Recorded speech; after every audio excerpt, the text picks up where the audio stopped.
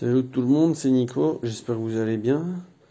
Donc suite à la vidéo sur les olives, je me suis dit bah tiens, en plus j'avais là un raccord, c'est juste une démo hein. Mais si je vais vous montrer comment faire une jonction plomb PVC, mais une vraie, pas avec un raccord NORAM à la con hein.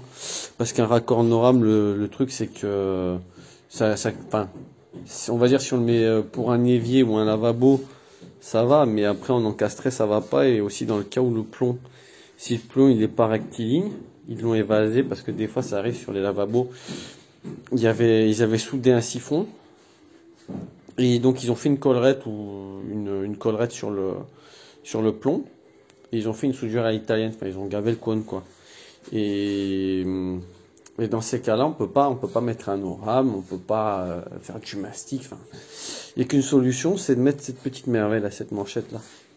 Donc ça ressemble à un raccord à sertir, hein. Ça vient, c'est comme on va dire un manchon à sertir, sauf que ça se sertit pas. Et là dedans, moi j'ai graissé au G-Batou, hein, je graisse toujours les raccords au G-Batou. Dedans il y a un joint torique. Un joint torique dedans. Je sais pas si on le voit bien. Enfin, c'est vraiment comme un raccord à sertir, hein, sauf qu'on ne le sertit pas. Hein. On enquille juste le PVC dedans. Et en fait, autour, donc j'ai soudé sur le plomb, cette manchette là, je l'ai soudée en cuivre, j'ai soudé sur le plomb.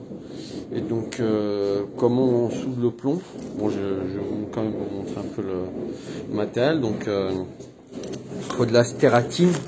Ça se dit pas de la stératine, c'est de la stéarine, hein, parce que si vous venez d'une autre vidéo là d'un mec qui fait des conneries, c'est pas de la stératine, hein, c'est de la stéarine. Ça s'appelle stéarine.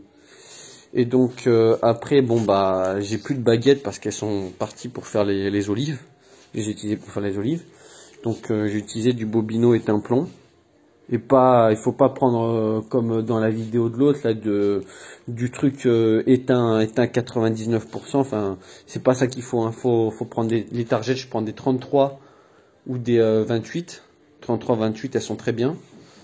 Donc 33% d'étain ou 28% de plomb. Ou alors bon, quand on a un petit piquage à faire comme ça, on peut aussi le faire au bobino. Ça, je l'ai fait au bobino d'étain.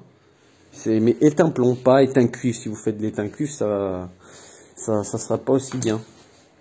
Enfin, même, je sais même pas si ça va faire une soudure solide. Enfin, faut de l'éteint plomb. Et donc, d'abord, faut nettoyer son raccord. Faut mettre du décapant. L'étamer, donc chauffer la pièce et gaver d'étain.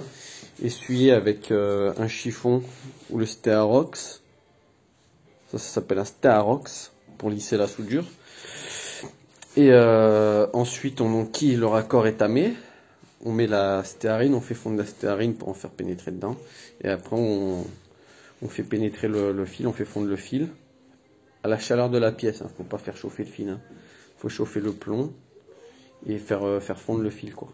Et après, lisser la soudure. Bon, là, ça servait à rien de la lisser. Hein. Ça sert à rien.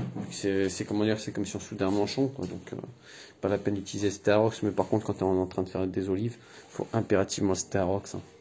Ou alors un bout de chiffon, mais moi j'aime bien les deux, soit le chiffon, soit le Stéarox.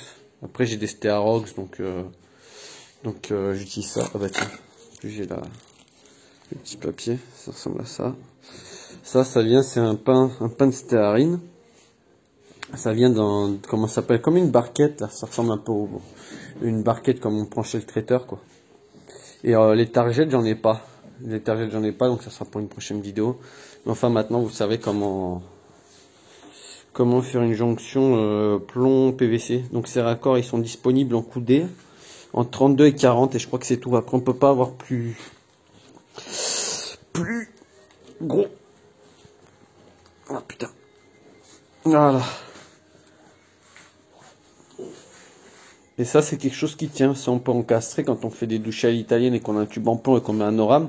Parce que, bon, ça m'arrive qu'une fois et je dis rien, mais quand plusieurs fois on m'appelle, le mec, il a mis un NORAM, il a fait une douche, il a mis un NORAM et qu'après, je suis obligé de couper et de faire cette technique-là. Parce que ça, c'est quelque chose qui a été éprouvé, hein, c'est quelque chose de très fiable. Alors qu'un NORAM sur du plomb, personne, moi, j'en mets pas des NORAM sur du plomb, je mets toujours ça. Parce que je sais au moins que je peux dormir sur mes deux oreilles. Je reviendrai plus jamais sur... Ça vraiment, ça évite les retours. C'est vraiment quelque chose de très fiable. Ce petit raccord là, une vraie petite merveille. Et c'est pas cher, hein. C'est une dizaine d'euros, comptez une dizaine d'euros pour un raccord de ce type, hein.